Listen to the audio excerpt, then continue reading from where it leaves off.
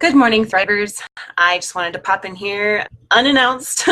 I was just feeling the inspiration and just that little ringing bell in my head and my heart that I needed to share something with you this morning.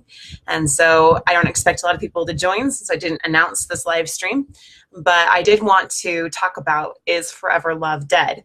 Just a few minutes ago, I was in the bathroom doing my makeup and I was listening to my Spotify and the song came up that's called They Don't Make Them Like They Used to by Warren Barfield. And he was talking about, in the song, the lyrics are how his grandmother and grandfather got married at the age of 15 and they had all of these children together.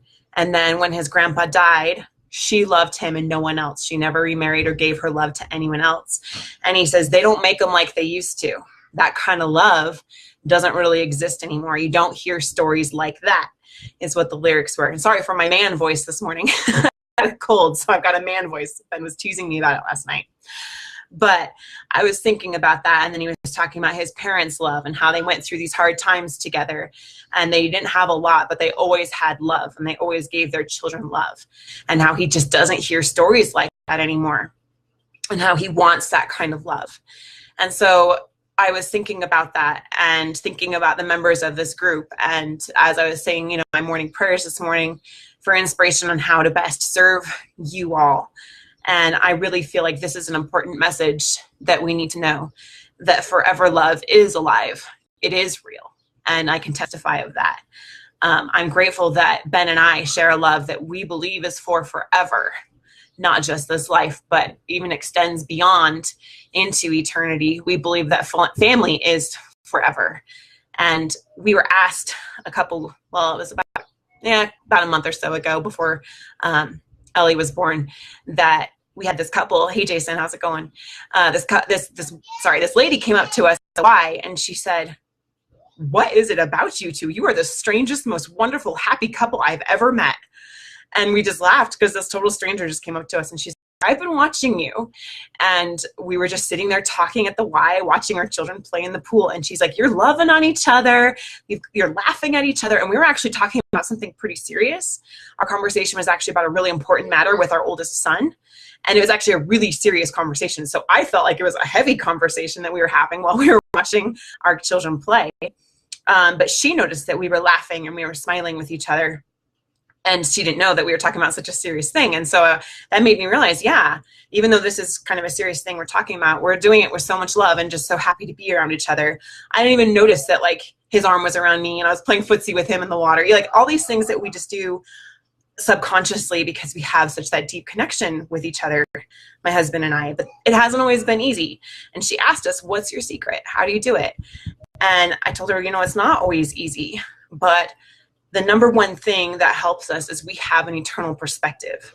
And we've committed to this relationship, not just for time, but literally for all eternity.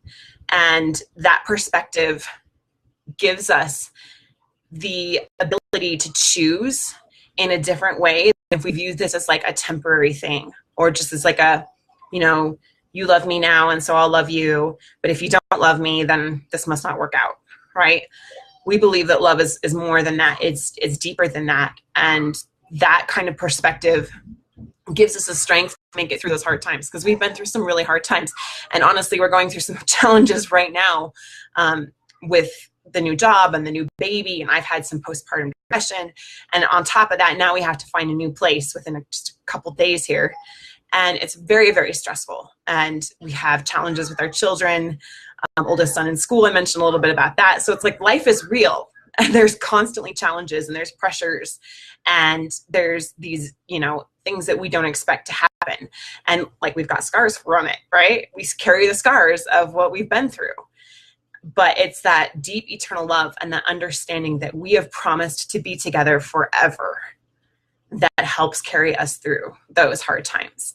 And when we have disagreements or even arguments, and we do, I'm not going to say that we don't, that helps get us through those things, because we know that this is just temporary. And what really matters is that our family will be together forever and that we will be together forever. And that gives us the strength to work it out, and then gives us the inspiration to want to work on getting the right tools to communicate and, you know, deepen that intimacy and everything that we want to do to have a truly thriving marriage.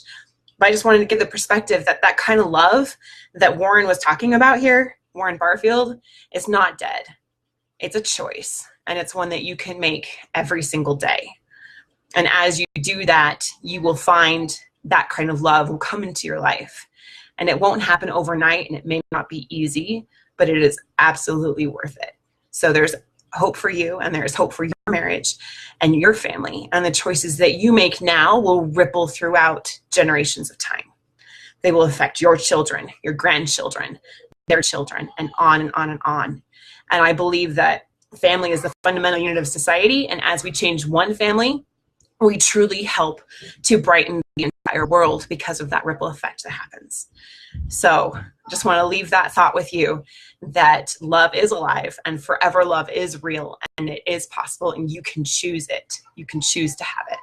So I hope that this brightens your day and maybe lifts some of the burdens that you may be feeling at this time and gives you that hope and that light, because it is truth. And I think that there's something inside each of us that resonates with that. When we hear that message, we know in the core of our being that is truth, because families, they are eternal and they're meant to be bound together, not just for time, but for all eternity. And it is a beautiful thing. It is the most sacred, incredible relationship that we have. So nurture it and treasure it and honor it. And I am grateful for it. And I say that, oh, I don't say that. I'm just grateful for you all.